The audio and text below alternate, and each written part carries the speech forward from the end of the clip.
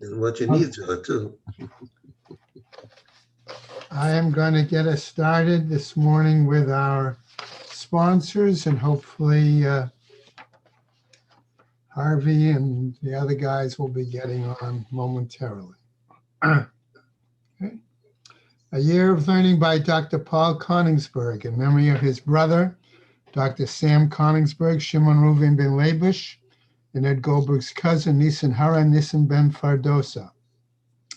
Paula and Bob Bromberg, in memory of their dear friend Julian Smith, Yehuda ben Yisrael. Malka Mann, in memory of her family murdered in the Holocaust. Arav Tzvi Hirsch ben Shlomo Yaakov, Sarah bat Ephraim, Yisrael David ben Arav Tzvi Hirsch, Ephraim ben Arav Tzvi Hirsch, Adia bas Harav Tzvi Hirsch, Miriam bas Harav Tzvi Hirsch, Pesel bas Harav Tzvi Hirsch, Shalom ben Harav Tzvi Hirsch, Shlomo Yaakov ben Harav Tzvi Hirsch, Shmuel ben Harav Tzvi Hirsch. Many friends of Dr. Marvin Blush, Moshe Shalom ben Yitzchak Halevi, friends of Toby Paris, Sarah Tova bat Yisrael Dov, friends of Malka Levi, Malka bat Yosef, friends of Avi Gitler, Avram Meir ben Shimon, Cheryl Scher, her children and grandchildren, in memory of her uncle, founding member of BRS, Dr. Israel Brook, Yisrael ben Arav Akiva, Marcia Federbush and family, in memory of her husband, Dr. Oriel Paul Federbush, Oriel ben Harav Shimon. Haran and Mel Haller, a month of learning in memory of her mother, Malka Rachel Bas Yehuda Leib. Adina and Michael Kirshner, a month of learning in memory of their parents, Florence and Nathan Kirshner, and friend Harriet Friedman. Tova and Leo Zimmer, in memory of her mother, Henya Bas Rav Beryl, and her father, Aaron ben Yosef Mordechai. Perry and Jill Meltzer, in memory of his mother, Malka Bas Baruch, and his sister, Golda Leah Bas David Halevi. Carol and Josh Sanborn, in memory of her father, Yehoshua Shia ben Moshe Yehuda HaKohen. Have also today a day of learning sponsored by Jay and Wendy Goldberg in memory of his father, Chaim ben Yerachmiel. And then Shamas Havin Aliyah, Krank Rafia, Velti Yeshia, Dvashem Etzaliyah, and L'chol B'nai Yisrael, a good Gaban Shtia. Amen. Okay. Good morning, good morning, good morning. Okay. I'd like us to start, assuming that everyone was able to go through Nun Vav. All right.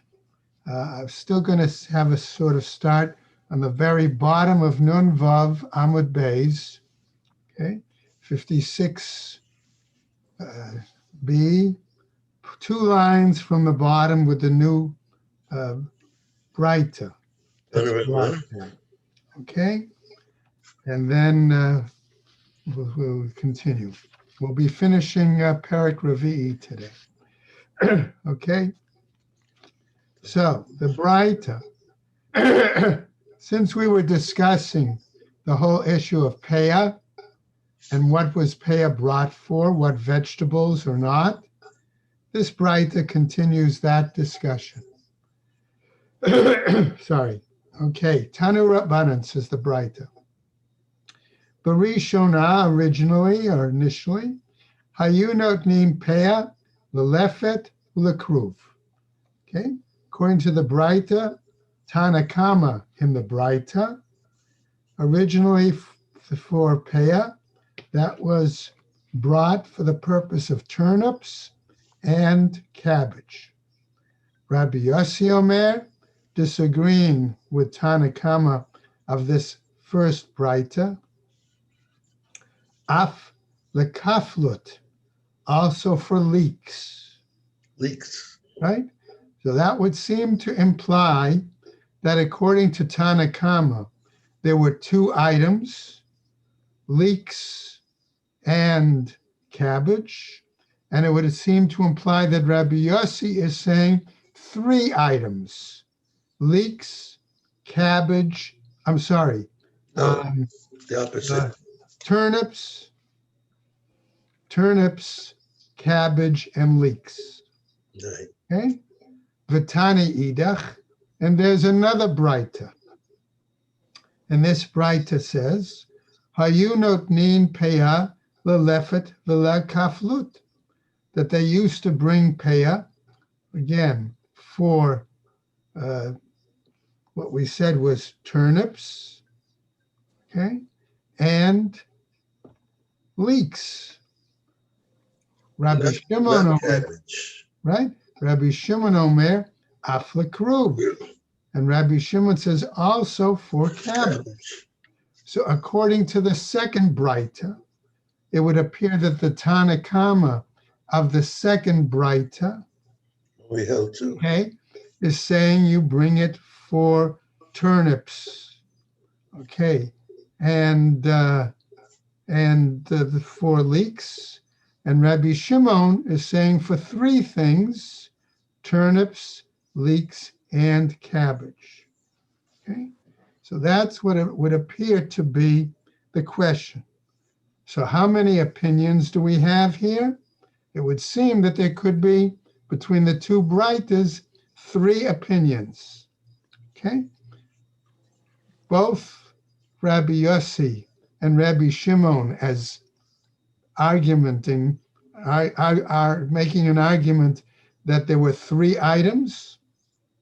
Okay, so that's two opinions, and the Tanakama in each of the Braitas saying that there were only two items. Right. Okay, now we go on to Nun Zayin, today's daf, to pick up on this particular issue. Nema tlata tanai habu. Does this mean that there are three Tanaim mentioned between these two Braitas? Well, there's three opinions. Lo, no, says the Gemara. Trei Tanai havu. There were really only two Tanaim involved in these two Braitas. Okay? V'Tanakama, the Rabbi Shimon, Hainu Rabbi Yossi. Why, says the Gemara? Because the Tanakama in the second Braita, okay, is actually Rabbi Yossi. Okay? V'Tanakama the Rabbi Yossi, and the Tanakama of the first Braita, who's the Bar Machloket with Rabbi Yossi, Hainu Rabbi Shimon, says the Gemara. So if that's the case, says the Gemara, why then do we have the word af? Okay? Because at the end of after Rabbi Yossi says, af, even leeks, right? Even leeks, right? So he says, why? My af, akamaita. It comes to tell us about the first, namely the first item, that they're, okay, in terms of the leeks. They seem to agree that clearly leeks was an item requiring peah, okay, but they differ, okay, on whether the other items, okay. I'm sorry, they agree that it was turnips, but they differ whether it was leeks or whether it was cabbage, okay. That would seem to be the case. Okay. Now, we're going to go through a story that really doesn't add a lot to that machloket, but it does give us a message about the whole topic of peah for Yirach. Okay? Tanu Rabbanan, says the Braita. Ben Bahor Ayin, that's his name, Natan peah leYerek. His son used to take peah regarding vegetables. Ba'aviv umatz'an la'aniyim, shahayu te'unin yerek, that his father found, that he found the poor people, they were gathering up, okay, the peah from these vegetables. V'omdim al petach hagina, and they could be found at a breach or a opening in the walls around the garden. Amar lahem, he said to them, Banai, my children, Hishlichu me'alechem, va'ani noten lachem kiflayim b'moashar. if you put aside that vegetables that you think is hefker and is yours is from Peah, okay? Put that aside. I will give you instead twice as much vegetables that have already been tithed, okay? Now, why did he say this? Okay? Lo mipnei she'enei tzara. It was not because he was a tightwad, tight-fisted, rather. In other words, Ella mipnei she'amru chachamim ein notnin peah layerek. Why? Because he accepted the decision of the rabbis that one does not give peah on vegetables. So Gemara asks further, Lama leila memra laho? Why was it that he said then to them, Lo mipnei she'enei tzara? Not because I am stingy, things like that. Ki heiche de lo lemru, because if he had not said something like that, dachui ka matchelan, it's possible they would have thought that he was simply being stingy and putting them off, that he didn't want them to have any vegetables from the garden. Instead, it's clear that he doesn't mind giving them the vegetables, but his concern was following the words of the rabbis that they would not be eating untithed produce. Okay. A new Braita. Tana Rabbanan. The Rishona Hayu Menichim Orot Kodshim Belishkat Beit HaParva. Originally, says this Braita, after the Kohanim did the sacrifices, what was done with the hides of the animals? The hides would belong to the Kohanim. So originally, says our Braita, they would put the hides of the consecrated animals into the, I'm going to call it storeroom of Beit Parva. That was a particular storeroom in the temple courtyard. La'erev, at night, hayu mechalkino tam la'anshe Beit Av. That night, then they would give and distribute those hides to the, I'm going to call it the family, the Beit Av, of the Kohen who were on duty that day. Remember, there were different mishmarot, Right. and from each mishmar, there was a particular family, Beit Av, that was due on a day, and on Shabbat, all of the Batei Avot, I'll say, from that week worked. All right. Vahayu ba'alei zroot notlino tan bezroa. And there were these, I'll call them ruffians, tough guys, okay, that would take these hides by force. In other words, there were these tough Kohanim. Kohanim. Yeah. So what happens? Hitkinu shehiyu mechalkino tan me'erev Shabbat le'erev Shabbat.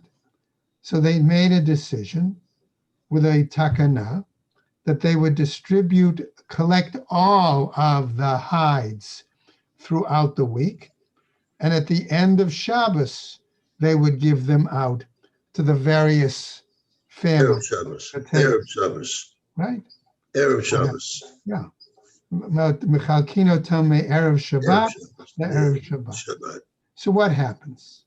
Still, da'at yankulhu mishmarot v'shaklan bahadade, because that's when all of the mishmarot would normally gather, okay?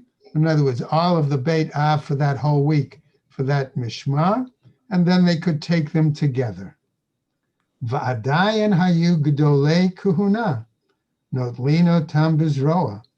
And still the big shot Kohanim, for the moment, we'll call them, right, would take it by force. Amdu ba'alim v'hikdishum l'shamayim. As a result, then, the owners of the hides consecrated them to heaven, in other words, to the temple treasury. Now, Art Scroll, by the way, brings a note that Rashi's explanation on this particular reference is problematic. Basically, he says, because weren't the Kohanim, once they did the Korban, weren't they then the owners of the hides automatically?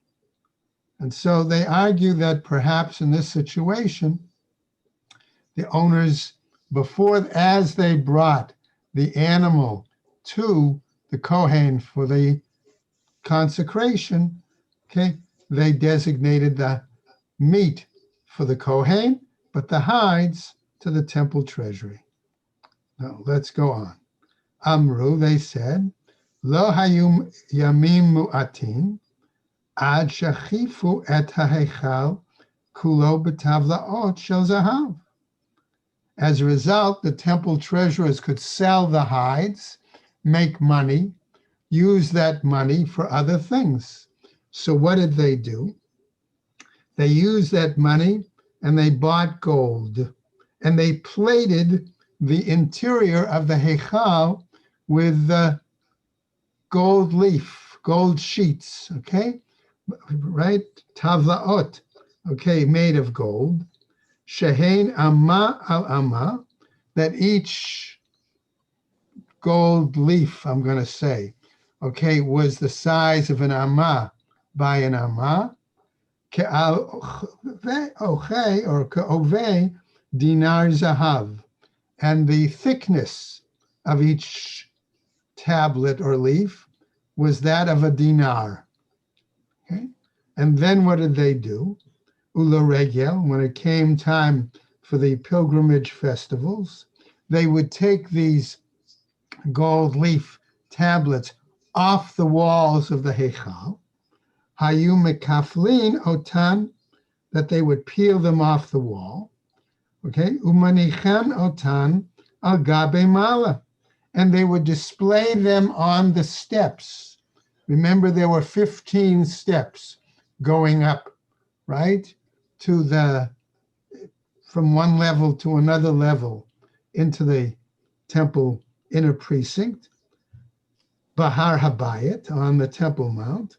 Kadei shehiyu ole regalim ro'in shemalachtam na'eh ve'ein ba dalam. That the pilgrims would see the beautiful handiwork and that there was no flaw or defect in these golden leaves. Now, a new piece, says the Gemara. So we're talking again about what the Kohanim or the other officials in the Beis Hamikdash were doing. Further, says a Braita, Tana, another Braita teaches, Abba Shaul Omer, Abba Shaul tells us, Korot shel shikma hayu b'Yericho, that there were beams, okay, made from sycamore trees that were in Jericho. Vahayu ba'alei zro'ot notlinotan bizroa. And there were these, again, I'll call them ruffians, that would take them by force. Okay. Now the question is, who were they? We're going to see in a moment more details on that. Amdu ba'alim vehikdishum l'shamayim. Okay. The owners then of these boards, sycamore boards or planks, instead then made them consecrated to the temple treasury. Aleihem ve'al kiyotzei bahem, about them and about others similar to them. Amar Abba Shaul ben Bitnit, says Abba Shaul ben Bitnit, Mishum Abba Yosef ben Hanan, said as follows, Oy li mi beit Baitus, woe is me in regarding the house of Baitus. Oy li me alatan, woe is me because of their clubs, their maces. In other words, this family of Ben Bai, right? This family of Baitus family used force to get what they wanted. Right. Okay, by beating the people with clubs. Oili mi Beit Chanin. Woe is me. Okay, says the house of, because of the house of Chanin. Oili mi Lechishatan. Woe is me because of their whispering. Okay, in other words, what did they do? They would spread rumors about people. Next, Oili mi Beit Katras. Woe is me from the house of Katras. Why? Oili mi Kumosan. Woe is me because of their pens. In other words, they would write Right. mischievous letters. Now, the Koran has an interesting comment very quickly to share. This Beit Katros, okay, we know to be a priestly family, okay? And so likewise, we're assuming that the other examples, okay, of Ben Baitus and Beit Chanan were also priestly families that were, the mob, the mafia, so to speak. Right, the mafia. Okay? And how do we know this? Because in Israel, in the old city, if you ever visit or have been visiting, you know what they call the burnt house, okay? Which is a place you can go down and you can see, right? And they found stone vessels in that house when they excavated it. Now, why would it be stone vessels? Because stone vessels do not become tameh.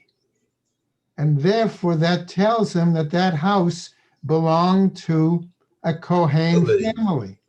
Not only that, but they actually found coins and other pieces of markers that had the name of the family that to whom that house belonged to, Wow. and it was Beit Katros. Wow. Okay, so they actually know for sure. So they put all that together, and that's how we know, says the Koran, that this was one of those powerful Kohen families that, all right? Kenny, Now, Kenny, didn't we mention someplace else in the shot about base Baitus? sure. Seems to like a familiar name. Mm-hmm. Hey, like Goldberg or Weinstein or things like that, right? Right. Okay. Oili mi Beit Yishmael ben Pachi. So we get another example. Okay. Oili mi Egrofan. Woe is the household of Yishmael ben Pachi. Woe is me because of their fists. So again, another Kohanic family that were the mafia, the mob, the rough guys. Now, Yishmael ben Pachi himself was not of that nature. Okay? And so therefore, why is there a problem with some of these Kohanic families? Gemara tells us, Shehem Kohanim Gedolim, because at various times they were the high priests, Ubenehem Gizbarim, and their sons were the temple treasurers. V'chatnehem, and their sons-in-law, Amar Kalim. The sons-in-laws were the overseers of the work. In other words, they had the family controlled the whole business. the whole business of the temple. And therefore, v'avdehen chovtin et ha'am b'maklot. And their servants would strike the nation with staffs, with sticks, right? So that's the question. Wow. Okay. So we see that there was some issues there in various Kohanic families. And by the way, we do have other sources outside of the Gemara, historical sources that do indicate that, remember, at a certain point in time, the position of Kohen Gadol was available by purchase. Which is right. Okay? In other words, they would bribe the Roman authorities or they bribe others and they would get the position. So we can understand here what was the situation. So the Gemara, it was a family business. Yeah. some business, yeah. And we still give them the first aliyah. And we still, well, that's true. And they Okay. grabbed the Malchus from Beis David. Yeah. Okay, our new Right. Braita is sort of going to continue with this concern about, let's say, lack of integrity and honesty on the part of the certain priestly families. That's how I'm going to make the connection. Tanu Rabbanan, and this new Braita teaches, Arba Tzvachot Tzovcha Ha'azara. There were 4 occasions that the Azara, that the temple courtyard itself cried out, I'm going to say, for justice. Okay? Rishona, in a first case, Tza'u mikan b'nei Eli, right? Exit from here, the sons of Eli. Remember, that's from Shmuel Aleph, where we're told that the sons of Eli were involved with inappropriate behavior with the women, that when they came to the Mishkan, okay, what did they do? Shetim'u hechal Hashem, that they made impure the right, temple Mishkan, right? Va'od savcha, and a second crying out, Tzei mikan Yisachar ish kfar Barkai, that they should send out this individual, Yisachar, from the town, from the village of Barkai. Why? Shemechabed et atzmo mechalel kodshei shamayim. What? Because he would put more honor to himself, and he would, I guess I would say, more than secularize. He would desanctify the consecrated items, the temple korbanot. Okay, what did he do? Dahava karich yade b'shirai, that he would wrap his hand in silk, va'avid avodah. In other words, making as if he had a glove on, and that's how he would carry out the korbanos. And we know, remember, that a Kohen was expected to do it with his bare hand, whether it was holding the cup to be makabel, to receive the blood, or carrying the container of blood, etc., right, for all the avodas.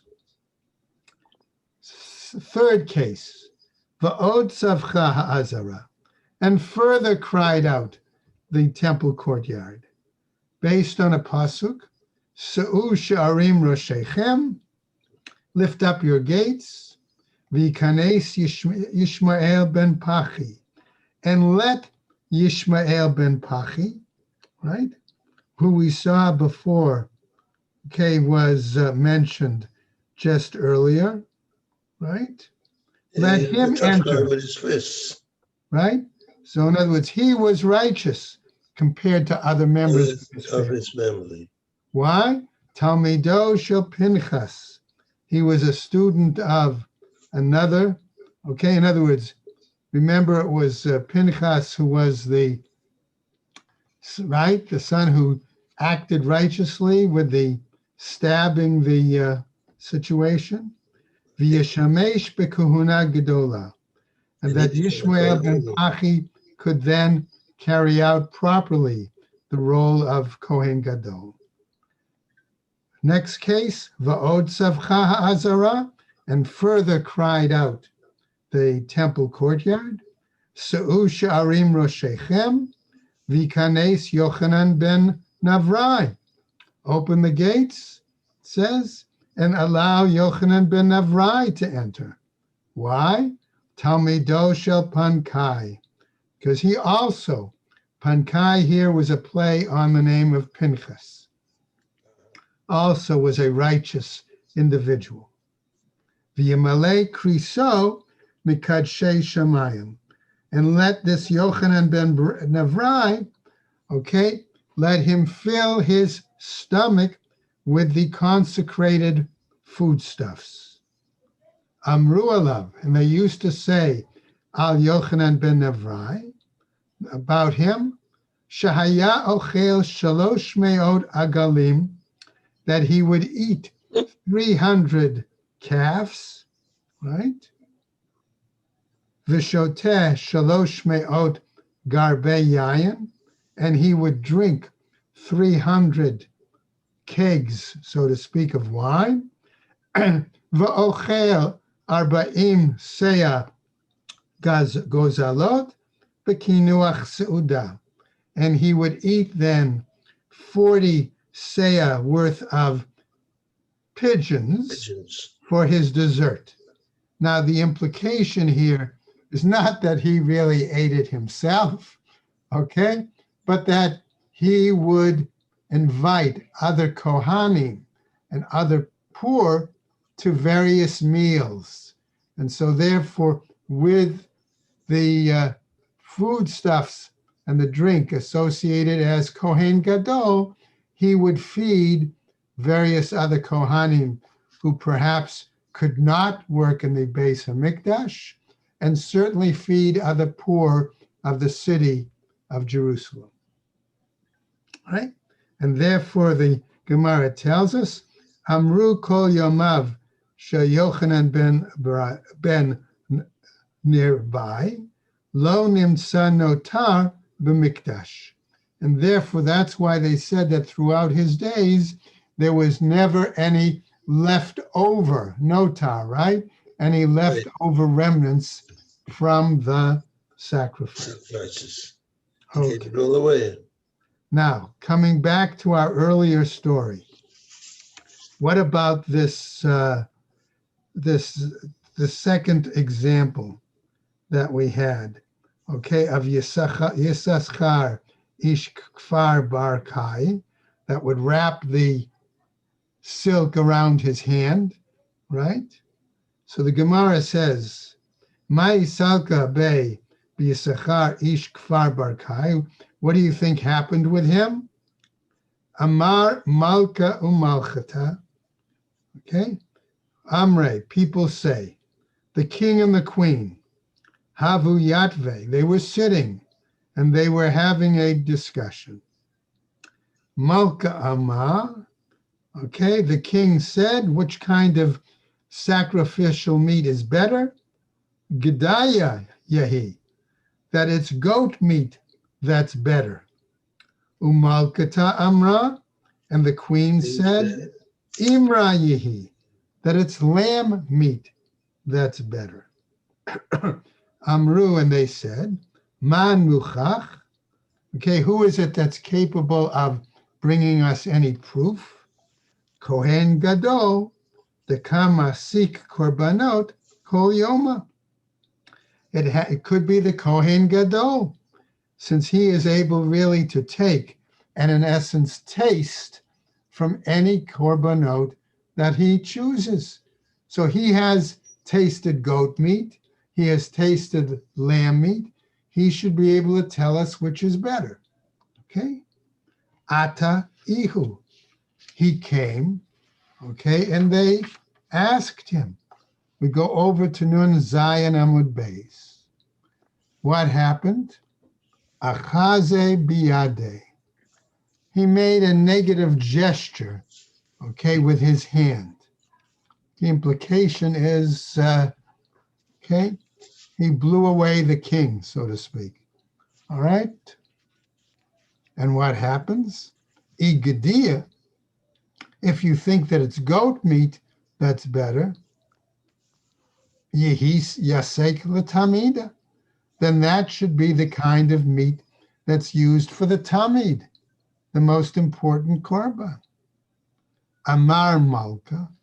Okay, so the king said, Ho'il v'lo have le emata de malchuta, since his attitude, okay, shows that he has no fear of the king, no respect for the monarchy, nifsakul yamine, cut off his right hand. Oy. Okay? In other words, he would never be able then to do The Avoda. the avoda. What did he do? Yehiv shochad upaske l'smaleh. He gave a bribe to the individual who was supposed to perform the king's work, and instead the guy cut off his left hand. What happened? Shama malka upaske yamine. The king heard about what happened, and then he had him cut off the right hand. Okay? Now, Amar Rav Yosef, says Rav Yosef, about this incident, Barich Rachmana de Ishkale v'Yisachar Ish Kfar Barkai lemitar pase mine Bahai Alma. Blessed be the Holy One that took, in regards to Yisachar from the village of Barkai, took his retribution. Hashem took his retribution, but right from him, Bahai Alma, in this world. In other words, better that he was punished in this world than in okay, than the world to come. And what did he do? Midah keneged midah. Okay, since he had taken silk and wrapped it around his hand, all right? Therefore, what did he do? That's why the punishment was the right? Removal of his hand. Wow. Okay. Now, further comment on this whole incident. Amar Rav Ashi, says Rav Ashi. Okay, remember we said that there were times that Kohanim Gedolim could buy the position. Right. That didn't necessarily mean that they were well learned. Okay, and we even remember there are other places in the Gemara where we're told that before Yom Kippur, the sages would meet for almost a whole week with the Kohen Gadol to review, right, the procedure. Okay, so I bring that in here as we see the Gemara telling us the following. Amar Rav Ashi's comment, Yisaschar ish kfar barkai, lo tana matnitin. He must never have learned this appropriate Mishnah. Ditznan, because it teaches elsewhere in a Mishnah. Rabbi Shimon Omer, says Rabbi Shimon, kivasim kodmim le'izim b'kol makom. That the lambs, right, are preferred to A's, towards the goats in all places. Yechol mipnei shemuvcharin b'minan. We might have thought that that was because they're a better choice.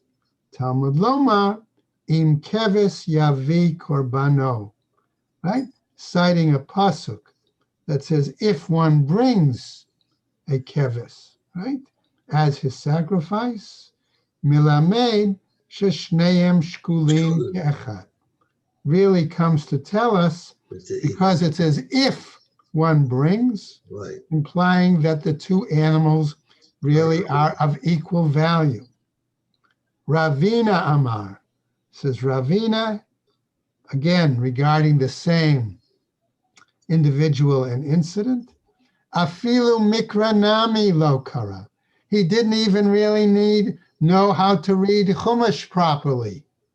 Why? Dichtiv, because it says in the pasuk, im keves im ez, if this one, ibai keves laite, if it's necessary for him to bring a keves, he brings it ibai ez laite. If it's necessary to bring A's, he brings it. In other words, some korbanot could be brought from either, but some korbanot needed to be brought from one or the other, implying again that they were both equal. And therefore, we finish that Adranalach Makom Shenagu, Slikalan Masech Pesach Rishon.